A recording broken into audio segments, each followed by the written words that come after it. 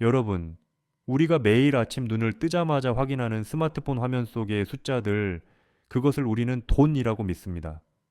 월급날 찍히는 숫자, 주식 계좌의 빨간 수익률, 그리고 거래소 앱에 표시된 비트코인의 개수까지.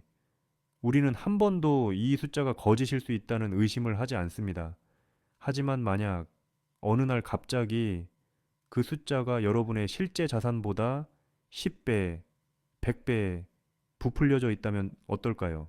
그리고 그 숫자를 믿고 매도 버튼을 누른 순간 여러분이 거대한 법적 소용돌이와 시스템의 민낯을 마주하게 된다면 말입니다.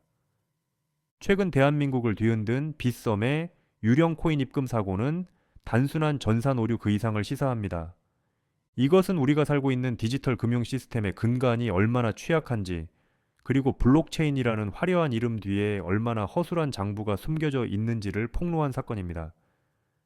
오늘 이 영상에서는 날카로운 분석을 통해 빗썸 사태의 기술적 원인인 오프체인의 실체, 법원이 왜 이들을 처벌하지 못하는지에 대한 법적 쟁점, 그리고 2024년 시행된 이용자 보호법의 한계를 낱낱이 파헤쳐 보겠습니다. 내 돈은 정말 안전한가? 이 질문에 대한 답을 찾는 긴 여정을 지금 시작합니다. 가장 먼저 우리는 오프체인이라는 용어에 주목해야 합니다. 많은 분이 오해하시는 것이 있습니다. 내가 거래소에서 코인을 사면 블록체인에 바로 기록되겠지? 아닙니다.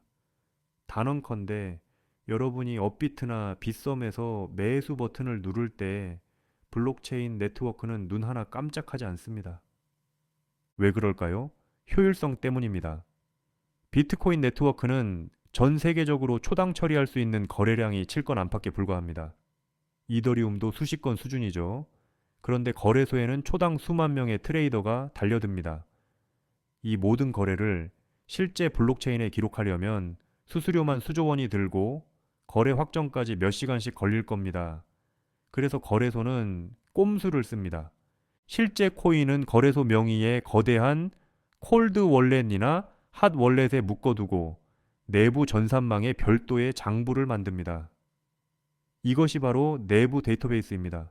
여러분이 1비트코인을 사면 거래소는 실제 비트코인을 움직이는 게 아니라 거래소 내부 장부에 적힌 여러분의 이름 옆에 플러스 1이라고 적을 뿐입니다.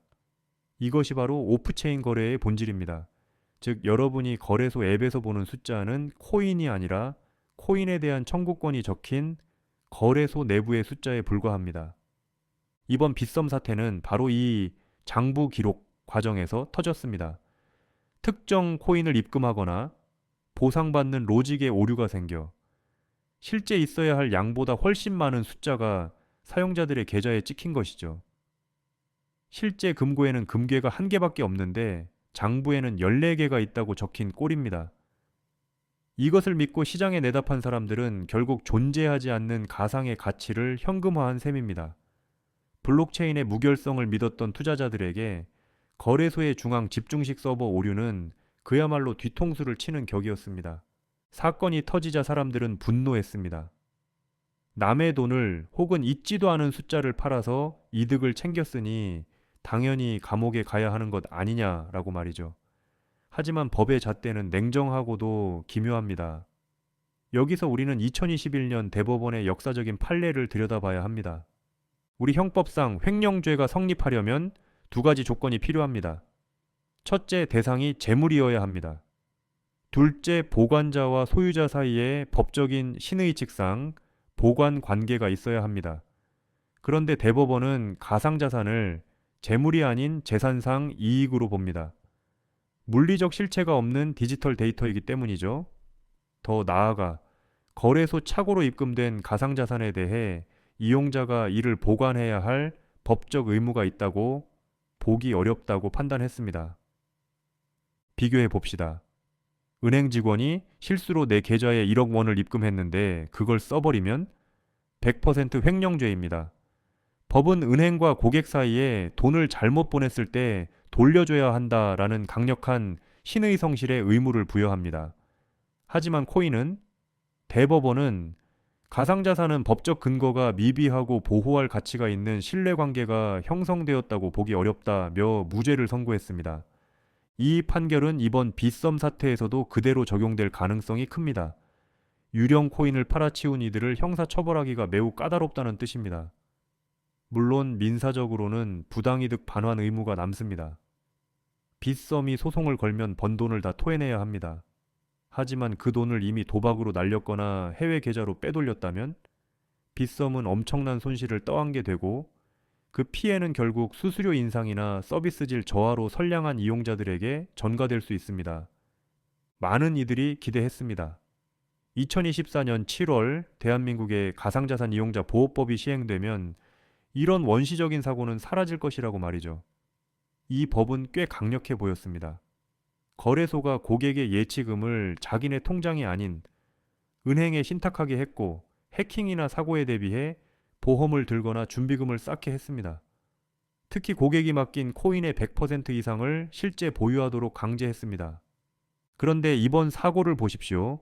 실제 보유량보다 14배나 많은 수량이 유통되었습니다. 이는 법이 금지한 허위자산 노출이나 마찬가지입니다. 법이 시행되고 있음에도 불구하고 대형 거래소에서 이런 전산 로직 오류가 발생했다는 것은 현재의 규제가 결과에만 집중할 뿐 과정인 전산 시스템의 보안과 통제에는 미치지 못하고 있다는 방증입니다. 2026년 현재 우리가 마주한 현실은 참담합니다. 법은 존재하지만 사고를 막지 못했고 사고가 터져도 처벌할 근거는 빈약합니다. 가상자산 이용자 보호법이 규정하는 예치금 불리는 현금 자산은 지켜줄지 몰라도 거래소 내부 거래소 내부 장부의 오류로 인한 자산 가치 왜곡까지는 막아주지 못했습니다. 빗썸은 보험금으로 보상하겠다고 하겠지만 떨어진 시장의 신뢰와 급락한 코인 가격으로 손해를 본 개미 투자자들의 눈물은 누가 닦아줄 수 있을까요? 이번 사태 이후 가상자산 시장에는 피할 수 없는 변화의 파도가 몰려올 것입니다. 금융당국은 이제 거래소의 자율에 맡겼던 전산 통제를 직접 들여다보겠다고 압박할 것입니다. 첫째, 실시간 총량 대조 시스템의 의무화입니다. 거래소 내부 장부와 실제 온체인 지갑의 잔고가 1초라도 어긋나면 즉각 시스템이 멈추는 강력한 모니터링 체계가 도입될 것입니다. 장부상에는 100개인데 왜 실제 지갑에는 10개뿐이지? 라는 의문이 생기는 즉시 거래가 중단되는 구조입니다. 둘째, 수탁 업무의 독립입니다. 현재의 거래소는 선수, 심판, 금고지기 역할을 혼자 다 합니다. 권력은 집중되면 썩기 마련입니다.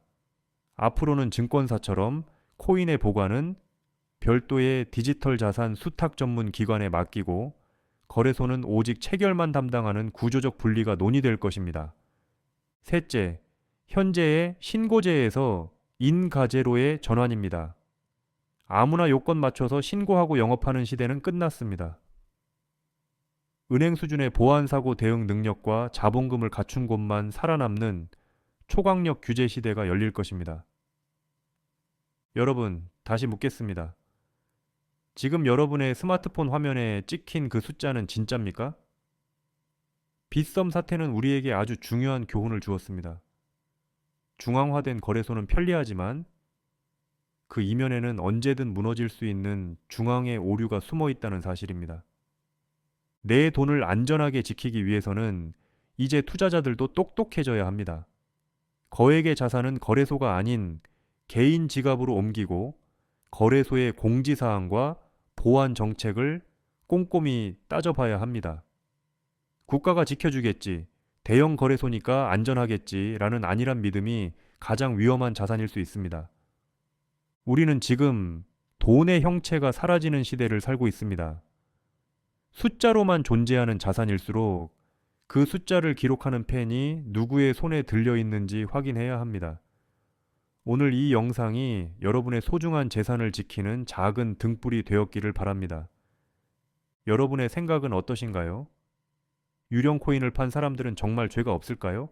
아니면 시스템을 방치한 거래소의 책임이 100%일까요? 댓글로 여러분의 날카로운 의견을 남겨주세요. 구독과 좋아요는 더 나은 진실을 파헤치는 힘이 됩니다. 시청해주셔서 감사합니다.